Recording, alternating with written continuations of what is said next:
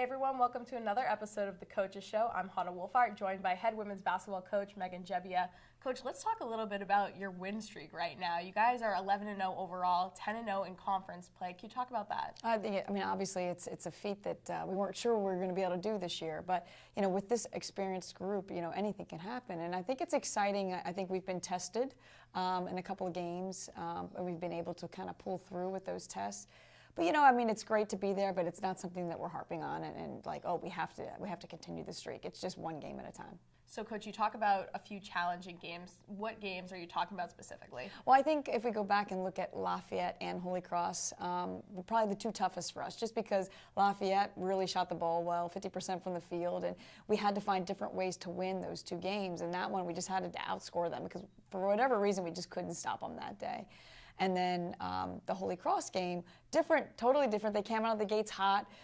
We had to kind of climb back in it. We did it by the end of the first quarter, but it was back and forth most of the game. And late in the fourth quarter, there was a couple foul calls made and some interesting decisions made by us on the defensive end. And we were able, through our baseline out-of-bounds defense, to get a stop when we needed it, scores when we needed it. And I thought Emily Kinniston really showed up in the overtime and really helped us win that game. Do you ever get nervous at all during those games? I mean, Holy Cross, I was nervous just looking at the live stats, but for you, what are you going through on the bench? I don't know that it's nerves. It's more of like trying to just think through what's happening out there and trying to figure out where our best mismatch is or what's the best thing to help them through that difficult time.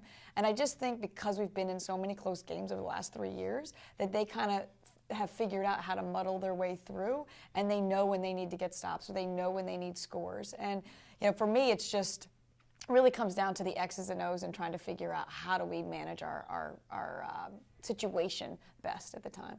Now, you guys have been consistently moving up in the mid-major list. As of last week, you were at spot number 13. So how does that feel for you as a coach, and how does the team feel about it as a whole? I think it's exciting for me as a coach, just because I think that happened a couple of years ago. Our first year, I think we were ranked in the mid-major poll.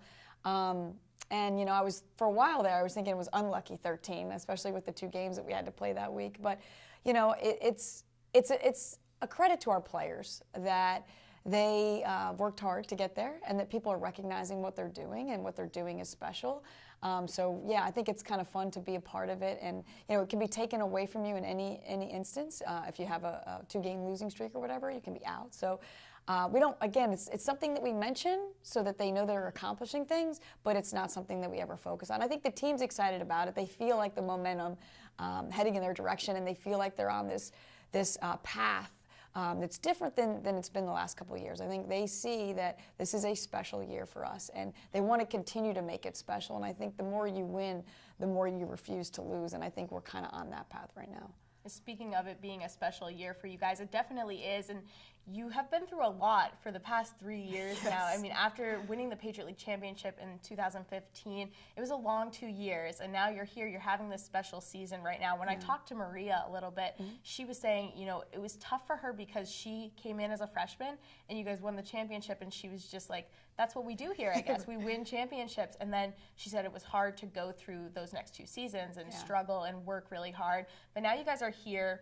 You're on a win streak right now. The momentum is building, like you said. Can you talk about that and how you've seen the team change, especially the seniors growing throughout these few years? Yeah, I think Maria's hit it head on with you. I think it was tough. And, you want, as a coach, you want your freshmen thinking. I want Indy and Maddie thinking, this is what we do here. So I'm glad she thought that as a freshman, because that is expected every year.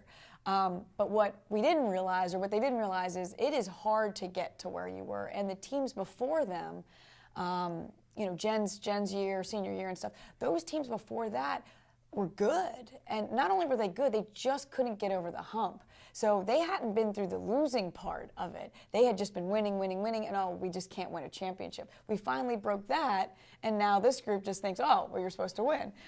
So I think it's just a learning experience. I think they had to grow as players because they didn't get that much playing time their freshman year. None of the 4 of them really got a ton of playing time. So you have to earn that right. It just doesn't happen. And so I think for them, having to go through the close losses and being in games and 8 wins and going from I think it was the best single season win record their freshman year, and then they went from that to one of the worst seasons we've ever had here as far as wins and losses go, and what that does to a person and how that changes you. And I think it really just fired them up inside. And they knew, I mean, we had some real tough practices that year. We were on their case, we were yelling and screaming, and they had to understand how important each possession was. And I just don't think they understood that. And I remember Maria saying last year, like, I just didn't realize how hard I had to play every possession, whether it's offense or defense, and now I get it. And so it's different when you have upperclassmen. And as a coach, what you're always afraid of is that class graduates, what happens next year? And that's why we're trying to instill that, like, in each class, this is how hard you have to play. In practice, this is how hard you have to practice if you want to continue to win.